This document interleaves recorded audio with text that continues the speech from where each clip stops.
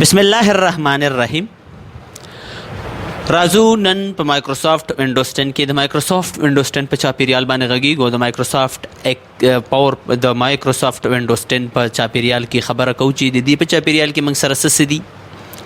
هر وخت چې موږ کمپیوټر تکینو، کمپیوټر چالان کو، کمپیوټر اوپن کو، د پاسورډ د ورکولو نه وروسته چې کله موږ پاسورډ انټر کو خپل کمپیوټر ته او په خپل کمپیوټر کې موږ لاګین شو، چې کله الته منګه وګورو نو زمونږ د کمپیوټر شیشه په دغه رقم باندې وي چې دا څه رقم موږ ته ښکاري.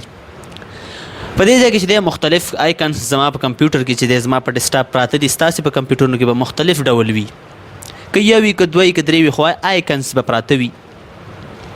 دا ټوله کمپیوټر شیشه چې دا ټول سکرین چې دی دا موږ سره د ډیسکټاپ په نامه باندې یادېږي. ډیسکټاپ نه مطلب دا دی چې موږ په دې کې چې د آیکنز په دې باندې پراته دي، په دې باندې ټاسک بار پراته دی، نو دې ته چې دی موږ ډیسکټاپ وایو. او دې باندې دا کوم شین عکس پروت دی، دا شنه منظره پرته ده، نو دې ته چې دی بیا وال پیپر وایي. وال پیپر نه مطلب دا دی چې زه به تاسو ته د ډیسکټاپ هغه اصل شو کومه چې کله تاسو د کیبورډ نه د وینډوز او آی بټن ووهئ نو موږ سره چې دی د دې ځای نه بیا سیټینګ راځي. په سیټینګ کې چې دی دلته به زه ورکړم مثلا شو دی نه ورکوم شو، چې کله زه دلته شو ورکړم نو شو ډیسکټاپ دلته انیمیشن تاسو به واخلئ د دې ځای نه. چې کله موږ انیمیشن واخلو د دې ځای نه او زه دلته لاندې راشم، دلته وګورئ، تاسو وګورئ دې بیکګراوند ته، نو ما سره چې دی د دې ځای نه به دلته دا بیکګراوند ختم شي، دا وال پیپر به ختم شي، نو ما څه دی چې دی توره پرده او تور ځای راغی، دا چې دی موږ سره وال پیپر دی. دا وال پیپر نه مطلب دا دی چې موږ سره په یو دیوال کې بلاکونه یا خښتې لګېدلې وي، په هغې باندې چې کله موږ پلستر وکړو، د پلستر نه وروسته بیا موږ رنګ وکړو، نو رنګ زموږ وال پیپر شو، لاندې چې هغه خښتې او بلاکونه او پلستر دی هغه زموږ چې دی ډیسکټاپ راځي. نو دا ما سره چې دی د ډیسکټاپ خبره وه.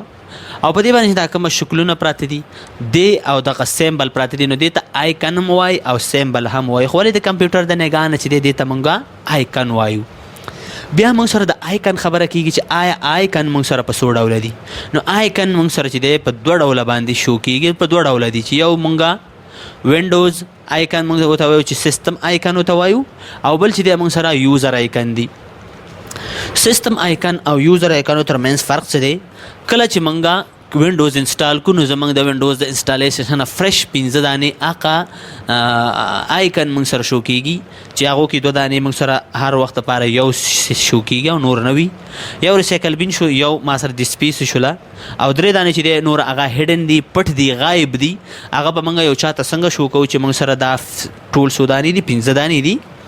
او یوزر آیکن چې دی دا د یوزر بینیفټ دپاره دی، چې موږ د خپل د ځان دپاره مثلا استعمالو کې فولډر جوړو، د آیکن په نامه باندې په ډیسکټاپ سره یادېږي، که یو فایل انسټالو، که یو پروګرام انسټالو، لکه څنګه چې ما سره دلته د دې ځای نه هینډ بریک پښتو اساسي، او د دې ځای نه چې دی ما سره دغه یو پروګرامونه ما سره دي، دا ټول ما سره د یوزر آیکن په نامه باندې یادېږي.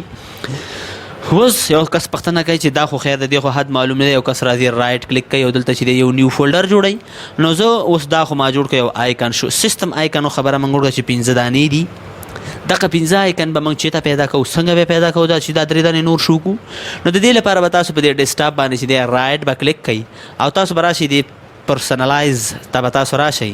د پرسنلایز نه وروسته چې دی تاسو به راشئ دلته د تیمز ته، چې کله تاسو تیمز ته راغلی نو تاسو وګورئ دلته لیکلي دي چینج، دلته لیکلي دي ډیسکټاپ آیکن سیټینګ. نو زه چې کله په دې باندې کلیک کوم او دا زه اوکې کوم، نو تاسو کله چې دا اوکې کړئ نو ما سره به د دې ځای نه وروسته چې دی هغه وینډو راشي، او د دې وینډو په داخل کې چې دی موږ سره چې دی دلته به هغه آیکنس راشي چې دا اوس اوپن شي.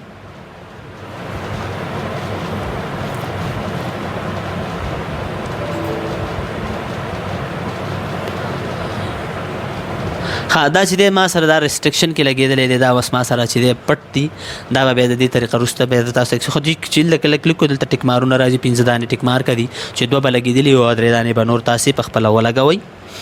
راځم بیا دلته چې دی دا ما سره د دې ځای نه د سیستم او د یوزر آیکنو خبره شوه. د هغې نه وروسته چې دی تاسو دې لاندې پټې ته وګورئ، دا کوم یو چې دی دې ځای نه د دې ځای پورې دا کومه خړه رقم پټه ده، دې ته موږ ټاسک بار وایو. ټاسک بار چې ټاسک مطلب پروګرام او د بار معنا یو برخه یو حصې ته وایي. چې کله زه راشم په دې سټارټ باندې کلیک کوم نو تاسو وګورئ دلته موږ سره دا سټارټ مینو راخلاصېږي، دا موږ سره د سټارټ مینو ده. دلته ما سره سرچ بار دی، دا د ټاسک بار برخې دي. بیا چې زه راشم دلته دا وګوره ټیک ټک کوټانا په نوم باندې یو بټن شته چې دی موږ وګوره تاسو چې کله موږ سره انټرنیټ کنیکټ موږ د دې په نوم باندې هر څه چې ورته وایو دا موږ سره اوپن کوي راځي.